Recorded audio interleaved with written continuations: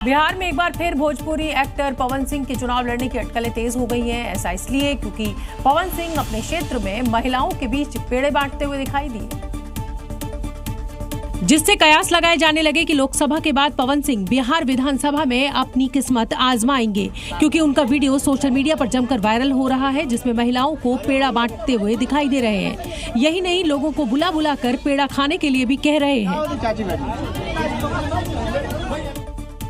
यही नहीं, 4 अगस्त को भी पवन सिंह बाढ़ पीड़ित लोगों से मिलने के लिए पूरे काफिले के साथ पहुंचे थे, लेकिन जैसे ही वहां के लोगों को पवन सिंह के आने की खबर मिली, भारी संख्या में लोगों की भीड़ एकत्रित हो गई। बारिश और सड़क पर पानी होने की वजह से समर्थक तो नहीं रुके।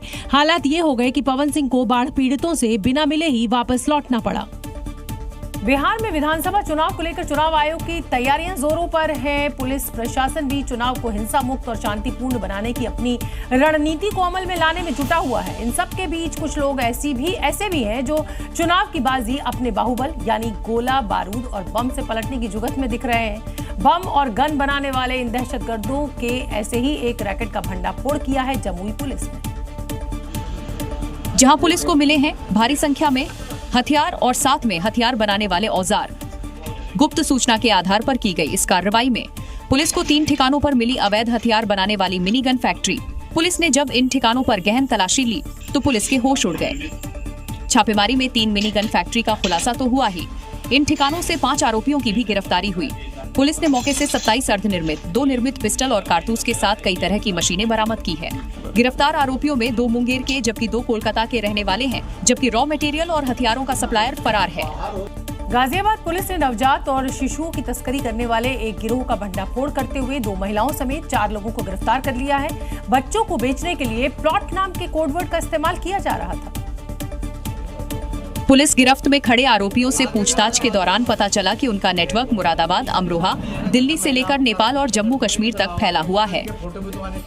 गैंग अस्पताल कर्मियों की मिलीभगत से नवजातों को गायब कर लेता था। गिरोह गोरे रंग के बच्चों को 1.5 से 2.5 लाख रुपए में बेचता था, जबकि सांवले बच्चों की कीमत कम होती थी। आरोपी अफसर अली, नावेद, स्वाति उर्फ साइस्ता और संध्या को पुलिस ने धर दबोचा और इनके कब्जे से एक नवजात को भी बरामद किया। गिरोह की महिला सदस्य संध्या ने पूछताछ में बताया कि मुरादाबाद की एक नर्स ने गोरे बच्चे के लिए 2.5 लाख रुपए की पेशकश की थी।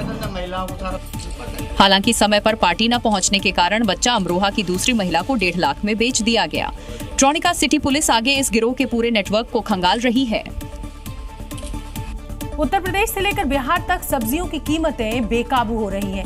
लगातार हो रही बारिश और कई जिलों में आई बाढ़ के चलते सप्लाई चेन पर गहरा असर देखने को मिल रहा है। खेतों में फसलें खराब हो रही हैं, कई इलाकों में सड़कें पानी में डूबी हुई हैं, जिससे ट्रांसपोर्ट भी ठप हो गया है। नतीजा ये है कि टमाटर, आलू, प्याज से लेकर हरी सब्जियों के दाम आम आदमी की जेब पर भारी पड़ रहे हैं। ये सिर्फ सब्जियां नहीं बल्कि आम आदमी की थाली से दूर होती जरूरतें हैं। उत्तर प्रदेश से बिहार तक सब्जी मंडियों में महंगाई ने ऐसा कहर बरपाया है कि लोग खरीदने से पहले 10 बार सोच रहे हैं। अब जैसे जो एक किलो टमाटर लेते थे, वो कोई 100 ग्राम लेता, कोई 250 ग्राम, आधा किलो से ऊपर कोई नहीं लेता है, क्योंकि अब इतना रेट बढ़ गए हैं तो लोग कम से कम ले जा रहे हैं। हरी सब्जियां भी पीछे नहीं है। लौकी, तोरई, भिंडी, परवल जैसी सब्जियां अब 100 का आंकड़ा छूने को बेताब हैं। दुकानदारों का कहना है कि बाढ़ बारिश की वजह से खेतों से सब्जियां आ नहीं रही और जो आ भी रही हैं वो खराब हो चुकी हैं। टमाटर 60 से 80 रुपए किलो, आलू 40 से 50 रुपए किलो, प्याज 50 से 60 रुपए किलो, भिंडी 40 से 60 रुपए किलो और परवल भी 40 से 50 रुपए किलो मिल रहा है।